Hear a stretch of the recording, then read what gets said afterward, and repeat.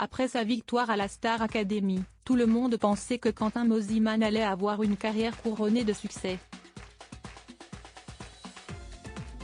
Malheureusement, le jeune homme a très vite déchanté. Dans un entretien accordé à nos confrères de Libération et publié le vendredi 8 septembre 2023, il est revenu sur les problèmes rencontrés après sa victoire.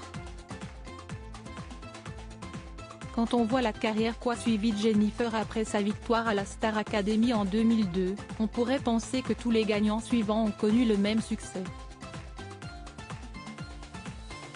Malheureusement, si est-il loin d'être le cas.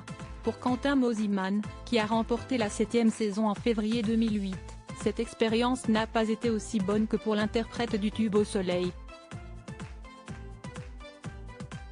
Dans une interview accordée au site du magazine Libération, le beau brun de 35 ans s'est confié comme jamais.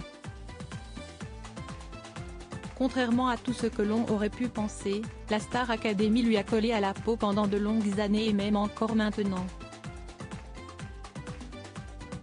Une étiquette qui lui a apporté bien plus de négatif que de positif.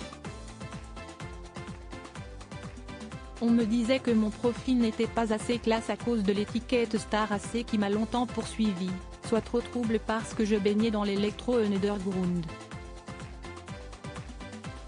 Il y a même des artistes qui étaient d'accord pour chanter mes chansons, mais à condition que j'aie recours à un pseudo.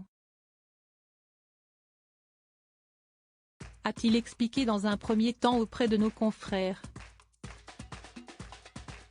Pour autant, le jeune chanteur ne cesse pas démotivé à essayer de démarcher des artistes et des maisons de disques, afin notamment d'être engagé comme parolier. Mais là encore, son passage dans le célèbre télécrochet de TF1 lui a valu de bien tristes expériences. Professionnellement parlant, Quentin Mosimann commence à perdre confiance en lui. Et ce n'est pas son aventure avec le directeur artistique d'une autre célèbre jeune chanteuse qui va l'aider à se sentir mieux dans ses baskets. Ma pire expérience s'est produite lorsque mon éditeur est allé présenter au directeur artistique de Louane le morceau que j'avais écrit pour elle. Ce dernier était totalement enthousiaste jusqu'à ce qu'il apprenne que Jen était l'auteur.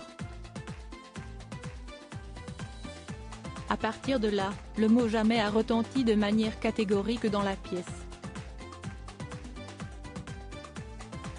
A-t-il raconté, encore secoué par ce terrible moment.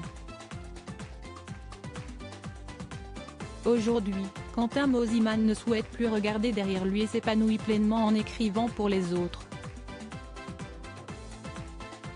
Il a notamment composé des textes pour Grand Corps Malade et Patrick Bruel.